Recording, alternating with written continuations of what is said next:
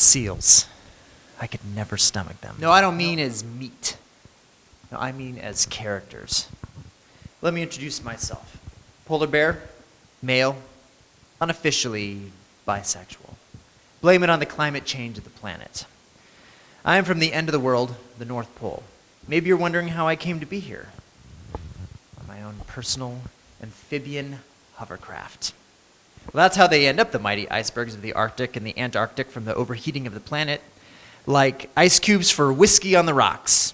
Every little while in the North and South Poles, even now while I'm talking to you, huge chunks of ice break off and float away, down the road of no return.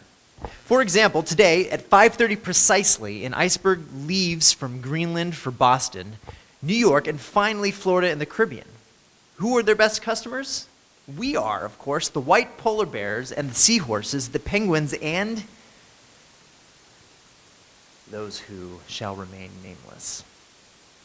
When it starts from the Arctic, the iceberg is the size of Mount Everest. By the time it reaches the equator, it is not big enough to chill a glass of whiskey. Mine, for example, this iceberg on which we are traveling at this moment, was once the same size as the one that sunk the Titanic. Well, okay, not exactly the same, but close.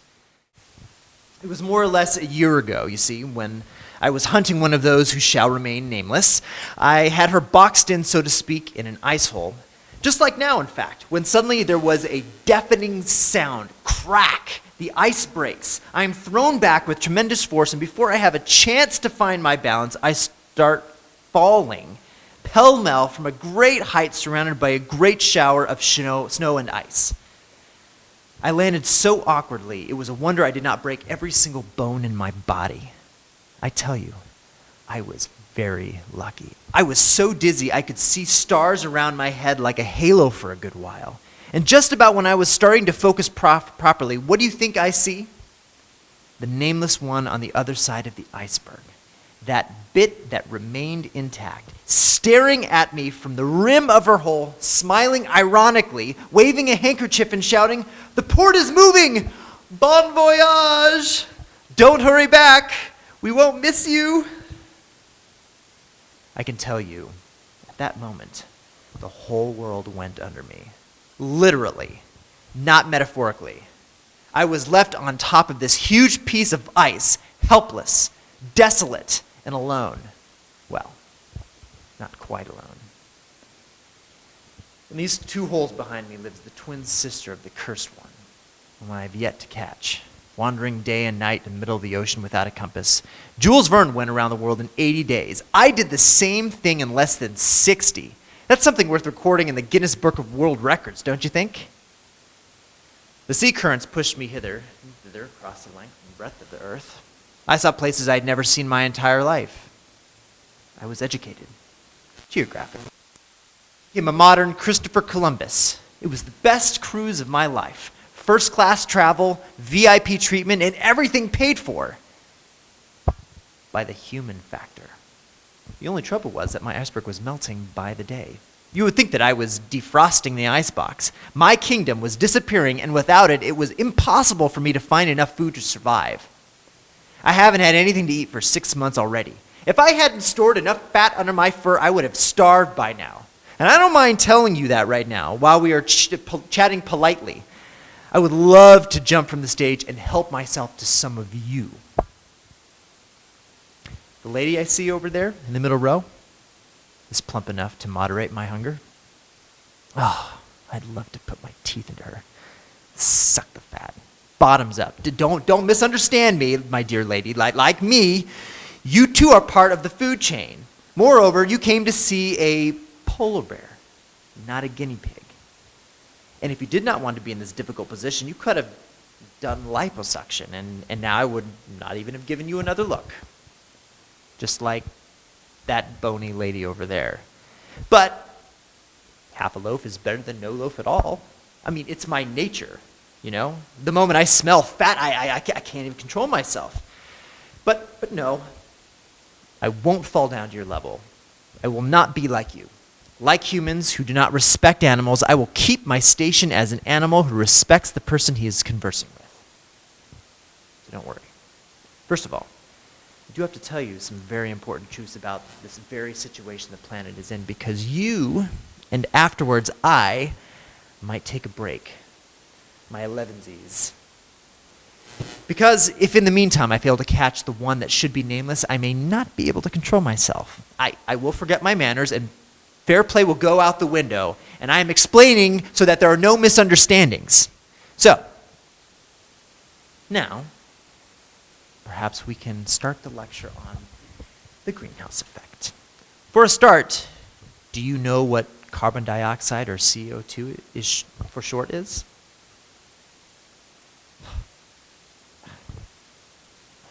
Ignoramuses. Dunderheads. Naturally, you don't know what it is. If you did, you wouldn't be sitting there now, cool as you like, relaxed and happy, listening to a bear pretending to be a chemist. You would have taken measures to save the planet. Although my appearance does not resemble in any way a Harvard professor, I will not resist the temptation to analyze for you what is the carbon dioxide, who creates it, and why is it responsible for the greenhouse effect.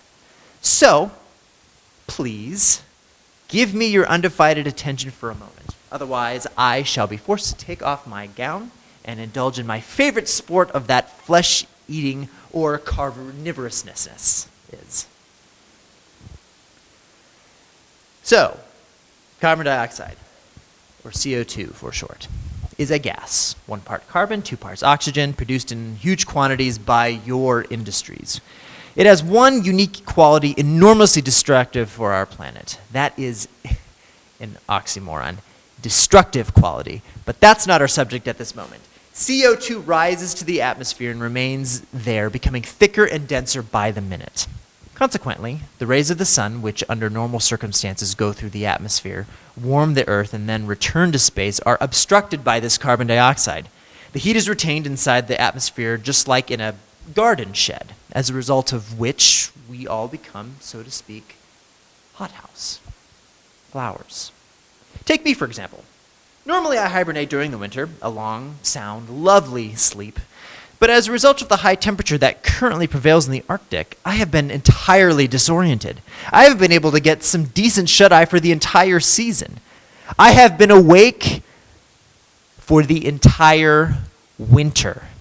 Do you have any idea what it is like wondering about sleepless in the North Pole? I felt like a zombie. It was so hot in the heart of the winter, I wish I could exchange my fur with the feathers of a Caribbean parakeet. I nearly suffered a heat stroke. I don't wish that on my worst enemy. I don't mind telling you that I considered changing habits, hanging from trees, and eating bananas like monkeys. I felt it. I wasn't myself. Something was changing inside me. It was then that I began to entertain some very funny ideas, such as, well, leaving the Arctic for good. To wear dark glasses, apply sunblock, sandals, and a bikini, and go sunbathing in the Côte d'Azur, where a sunbed is hired at $1,000 and an umbrella $2,000. I imagined myself stretched out on the beach, sipping a seal blood punch and smoking a Cuban cigar, while a long-legged model was spreading oil on my back. Wow, that's the life. And then I woke up from this nightmare. That's because, as luck would have it, just out of nowhere, it started to snow in the North Pole. When I saw those blessed snowflakes falling, I said, "At last, a soft, feathery eiderdown will cover everything and I'll be able to get some sleep." In fact, I laid down immediately because I didn't want to lose any time. I even began to yawn. I was yawning luxuriously, so much that my mouth was stretching from ear to ear. It was the most enjoyable. I started to sing lullabies to myself. "Sleep, my baby, my beautiful boy. Daddy will bring you a beautiful toy. Sing, my baby, my beautiful girl. Mummy's precious beautiful pearl. And miracle of miracles, my eyes closed." Ah, calm and bliss, blessed sleep. No, 2 minutes later, however, a loud voice boomed over the night silence. "Cut Right. Let's roll over for another shot. Before I knew what the hell was going on, and the whole place was lit up like a Christmas tree. Several powerful spotlights were directed at my face. I was nearly blinded, but I still managed to see a National Geographic unit spreading synthetic snow all over me. They were shooting a documentary. For God's sake, would you credit it? Out of all the creatures, out of the whole of the Arctic Ocean, they had to pick on me. Moreover, I hate television. I only watch the weather just after the news. I was so mad. I was ready to leap into the film unit and wash away my anger in hot blood when this snooty young lady ambles over and sticks a piece of paper in my face. Sign here, she says. Sign what? I ask. Contract with the producing company. You are the star of the documentary dealing with the disappearance of the polar bear. It is a co-production of the BBC and Discovery Channel. It will be shown all over the world on New Year's Eve and subsequently the double DVD in a specially designed gift box that will be offered simultaneously with the TV Times, the Sunday edition of the New York Times, and the Times of London and Singapore. It will be a smash hit. You will certainly be nominated for an Oscar for Best Female Polar Bear. Excuse me? I roar. I'm a male polar bear. And I make a grab at her. Before I had a chance to have any of her protein, someone shot a pellet with a powerful anesthetic at me, and I went to sleep. When I woke up, I was alone. I tried to get up, but I felt dizzy. I had an itch right here. When I recovered completely and realized what they had done to me, I was very upset. Not so much that they hypnotized me, and I did not have the chance to sign the contract, but because they planted this thing right here. The scientists call it a transmitter. I call it a bullet crusher. What is more, I just remembered that the guy that implanted this thing on me, he had undergone a hair transplant. And to think that they say I'm aggressive, that I attack people, I ask you, did I go to this man's house? Did I try to anesthetize him by shooting his what's-it and his what's-not? Is that any wonder that I'm upset? No, they say. I must not get angry because this thing is my own good. Apparently, this transmitter sends a GPS signal through a satellite at the scientific center, and in this way, they control the areas in which I hunt, sleep, and find a partner. I can't even have a moment's privacy. My sex life has become a primetime series on CNN. This is ridiculous. I think you humans are ridiculous. As though one was not bad enough, they stuck more transmitters on me. I feel like I'm a mobile aerial. I'm actually boiling slowly from radiation. This one is from Greenpeace. This one is from Russian researchers, and this one from the WWF, and this one from the UNICEF. I have one from UNESCO. This one is from the Organization for the Rescue of Colorful Butterfly. This one here, well, a group of hooligans wrote with red spray on me, "You never walk alone." I think it's an advertisement for a well-known brand of whiskey. Well, and last, and certainly not least, is this one. From the Pope Francis the 16th, I believe. That's not a transmitter, however. It's an amulet. The Pope gave it to me to protect me from the melting of the ice cap. God be with him for thinking of me. But you know, a lucky charm is not enough to save me or the planet. You can't break an egg with a fart. Wake up, people. Wake up. Transmitters are necessary, claims the scientist, because while they are tracking me, they keep an eye on the melting of the ice. Okay, that's fine. There are limits. I'll pretend I cannot see. For my own good, as they say, pretend that I am a character in a TV reality show. But I ask you, is it possible?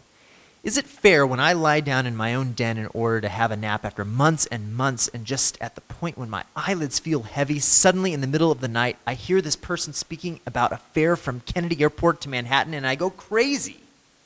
Would you believe it? I am a radio taxi receiver. I turn around and I am tuned in through a passing satellite to a concert from St. Paul's Cathedral. At least that's on BBC and it's free from advertisement, but occasionally I get tuned into commercial channels and I'm bombarded with ads from toothpaste to holidays in the Caribbean. I've got a feeling that pretty soon they'll put me on one of those counters that record the number of viewers. I mean, you know where. Merciful God, where is this technology craze going to end? Leave me alone, polar animal that I am. If there is something that you can do to stop the overheating of the planet, then do it now, immediately, if not sooner. There is no time to lose, you know. Don't come here and give me a hard time in my own house. As an intelligent species, do the obvious, save my house, save the planet, and in this way, you save me too. God, you upset me again. Does anyone have a cigarette? Yes, here I am nearly extinct as a species, and the idea I might get lung cancer worries you? Look, I tell you something. I am not the only one who is in danger from the overheating of the planet. The same fate is reserved for many animals in every single area on the Earth. Do you know what has happened? Their biological clock has gone cuckoo. Okay, don't laugh, lady. It's the same as menopause. Don't you have hot flashes? Well, it's the same thing with us. The changes in the climate have completely disoriented us. We have no idea what the hell is going on. We are all confused and indecisive. I mean, for instance, what is it now? Summer? Winter? Autumn? Spring? The moment it snows a little, you think, well, shall I go to sleep now or wait a little longer just in case the snow is not enough and I'll have to wake up prematurely? And such an indecision is extremely common. It's like they phone you from one of those Gallup companies asking you to declare who is the best prime minister, and you answer, I don't know. I don't reply. Now, some of you might say, what is the big deal if you wake up a few days, weeks, or months before your time? It is a case of the biological clock I was telling you about. You wake up before your time, your tummy begins to rumble, and you need to find food, and because you are not ready to go hunting yet, you turn to what is immediately available, and you might even turn on your own kind. That's not very nice, even you would admit. And other animals behave even worse. The winter the pelicans did not leave Germany for warmer climates. They rebuilt their nests over there in the frozen north. It was warmer there than in Ethiopia, so the pelicans thought, well, why go on this long journey when we can be quite snug over here? And who would blame them? Mind you, these birds are a little not altogether there. But my cousins, the polar bears, in Sweden and Norway, had the same trouble. They refuse point blank to hunt salmon in the rivers, and they insist on being fed only on tinned salmon. Can you imagine the queues of brown bears pushing supermarket trolleys, scouring the shelves for their favorite delicacy? It was like Alice in Wonderland. Very soon there was a shortage of tinned salmon, and the government had to order more, pushing up the export balance of payments. And the frogs started the mating season prematurely, and as a result of which the newly born died of the cold. This year, more snow fell on Malibu than in the Alps. Now, some of you will say, well, why do I care whether the frogs had a sex a month earlier than usual? As far as I'm concerned, they can go jump in the river.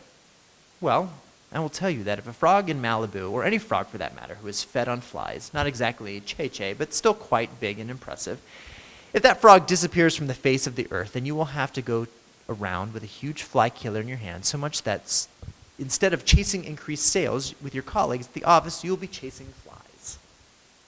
Now, the African boa constrictor, as you know, swallows a whole goat and then he falls asleep in order to digest it. However, the Africans who, through the multinationals, have come in close touch with the technology of the developed countries, buy plasma TV sets and sit in front of them all day long instead of raising goats. The result is that the boa, instead of goats, swallows plasma TV sets. And as you can imagine, it takes a hell of a lot longer to digest it. Take my friend the crocodile in the Nile. Take my friend the crocodile in the Nile. Every year he takes part in the annual Paris collection as handbags, shoes, and other accessories. But now, as a result of the dramatic increase in the temperature of the river's water, he has asked me as a personal favor to put him up during the summer months here in the Arctic. The truth is, I have seen migrating birds, but migrating crocodiles? That's a new one to me. I wonder what else is in store for us. Have you ever heard of the Galapagos Islands in the Pacific Ocean? Well, these islands became famous worldwide when Darwin traveled there 200 years ago in order to study the development of the species. He observed the giant lizards and the giant crabs had formed his revolutionary theory of the origin of the species. On the same islands today, scientists have discovered a new mutated species as a result of the planet's overheating. What do you get when you cross a lizard with a crab? A great deal of pain to start with, but you also get a freak of nature. This crab liz, or zard crab, the first year he gives birth to a baby, the following year he lays eggs. The third year he gives birth to a baby, and the moment it is born, it lays an egg. Serious anomaly, don't you think? How it came about?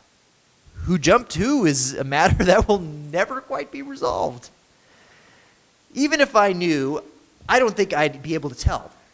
This huge mutant freak is dangerous, and I am not a hero. I tell you in confidence that this huge monster is bent to swallow any representative of the human species because it has built up steam since the Darwin period.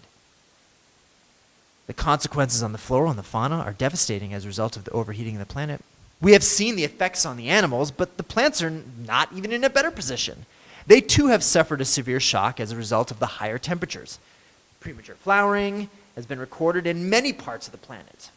The almond tree, the narcissus, and the crocus come to the flower at least 2 months earlier than usual. The night flower is now wearing Armani sunglasses and opens up during the day. At night it puts on a sign, closed due to summer. The coconut trees, a tropical tree, if ever there was one, now are growing in the Arctic. Would you believe it? And the penguin, who lives in the Arctic, has asked for a license from the local authority to be allowed to sell them in the marketplaces. And that because the penguins can be bothered any longer to travel more than 500 kilometers in order to go fishing in the ocean. These and a lot more sad things.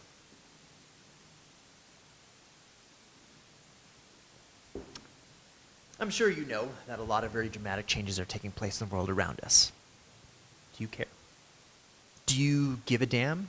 Or are you sleeping easily at night? Do you wash your hands of the whole thing like a latter-day Pontius Pilate, insist the greenhouse effect is not your fault, and blame everybody else for it, including the weather? By the way, an Irish friend of mine told me that there is no bad weather, just bad clothing. Just think about that. You, the humans, are responsible for the weather. You produce the carbon dioxide, not us animals. You, and only you, the humans, are responsible for this nightmare setup. With the constantly increasing heavy industry with the huge chimneys reaching up the clouds, spewing billions and billions of tons of poisonous gases. Where do you think all this poison ends up? On Mars? Or on Jupiter? It ends up here, on our own planet, just in case you didn't know. It's like you burning coal in your fireplace and the chimney is out in the next apartment. You feel quite clever about it when you realize that the man next door is also burning coal in his fireplace and his chimney is coming out in front of your own front room. I'm curious to know why you don't turn your own chimney inside your front room in the first place. You'd save money, and you won't annoy or blame each other. Wise guys. You know, you drive expensive cars, 3,000 to 4,000 cc, that burn a gallon a meter. And if you go on a longer trip, you need a tanker as an escort in order to refuel every, 5 minutes? From an early age, you become carbon dioxide junkies. You get up in the morning and you don't stick your nose inside an exhaust pipe. You feel deprived for the rest of the day. You're so used to breathing polluted air that you are likely to suffer from respiratory problems and end up in a hospital if you ever go to the country and breathe fresh air. The humans and not the animals pollute the environment with your rubbish. You have the quaint idea that your quality rubbish will excite the envy of your neighbors. If, for example, your rubbish contains lobster shell and claws, you are more socially acceptable than the guy next door whose rubbish contains only empty tuna fish tins. Leave aside that most of you latter-day ecologists, you throw away all your rubbish in the recycling bins. When we kill a seal in order to feed ourselves, the leftovers do not pollute the environment.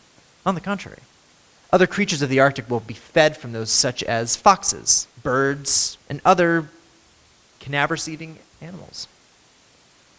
The body of the animal returns to nature with beneficial consequences. Humans, in order to feed themselves, turn the planet upside down. Factories produce prepackaged food with preservatives and possibly dioxins, polluting plastic bags in the supermarkets in order to carry your shopping to your car, poisonous gases from your car in order to transport it to your home, electricity consumption in order to keep it in the freezer, more electricity in order to cook it, and even more to have hot water in order to do the washing up. More plastic bags for the leftovers and bins for the rubbish, garbage lorries for the transportation to the dump or the recycling factory. Nobody wants them in the vicinity of their home. They denigrate the status of the neighborhood. The residents march in protest either to the local town hall or even to the parliament. The police mobilize in order to prevent any incidents. Roads and shops are closed as a precaution. The anarchists grab the opportunity to create trouble. They burn a few rubbish bins, throw a few Molotov cocktails, and run away when the police start throwing tear gas. The subject is debated in Parliament. The opposition attacks the government, and the government blames the unrest on the opposition. The Prime Minister steps in and announces that henceforth the rubbish will be hygienically buried. At last, the empty bottle of ketchup will be buried in the same family grave as the mustard jar. Democracy has found its way. Hallelujah.